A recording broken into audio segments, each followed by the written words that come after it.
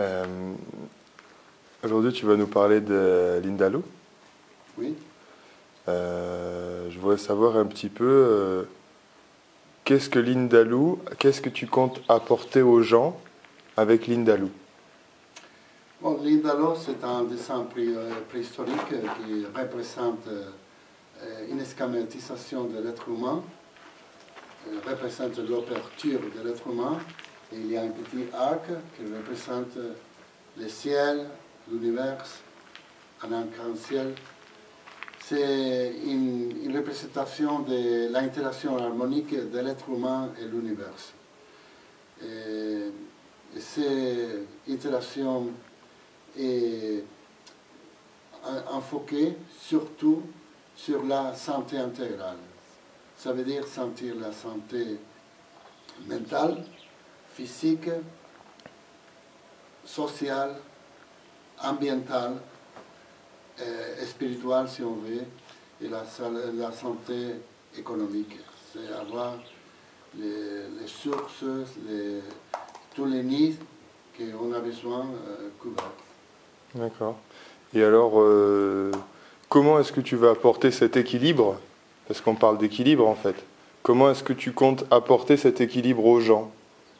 Simplement, de manière compliquée, qu'est-ce que c'est un petit peu la mission que doit se dire, je vais faire de l'Indalou, je veux me rapprocher de l'Indalou, comment je vais faire? Bon, l'Indalo, c'est une connaissance qui est représentée schématiquement dans les dessins préhistoriques. Mais cette information, on peut la utiliser pour beaucoup de choses. Mais il y a une position schématique qui représente une position physique.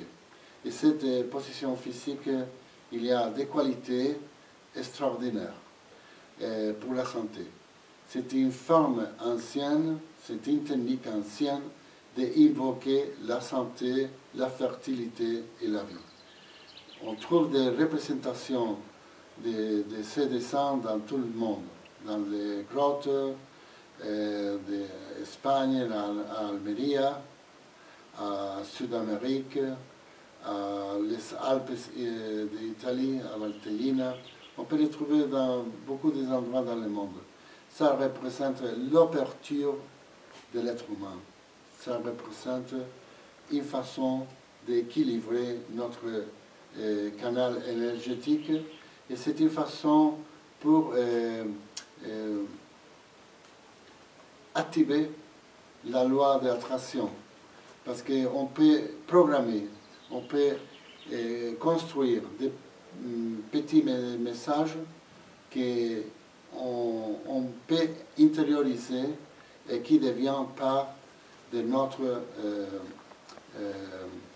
instruction pour la mentalité, pour la mente et pour le corps. Donc c'est une suggestion d'idées répétées pour les intégrer. Bon, les mots suggestion, on peut l'utiliser, mais je préfère utiliser le mot instruction.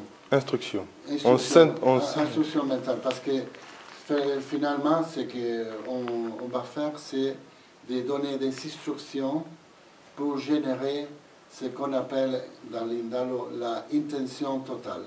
C'est une focalisation de notre volonté pour faire des choses. Concentration, un moyen de se concentrer. Oui, c'est un moyen de concentration, mais finalement, ce qu'il faut chercher, c'est l'intention totale. Pour la santé, pour faire un travail, pour trouver une maison, pour trouver l'amour. Donc on pourrait parler d'intégrité, quoi. Oui, l'Indalo, c'est une technique intégrale et aussi c'est une technique holistique parce qu'il travaille tous les aspects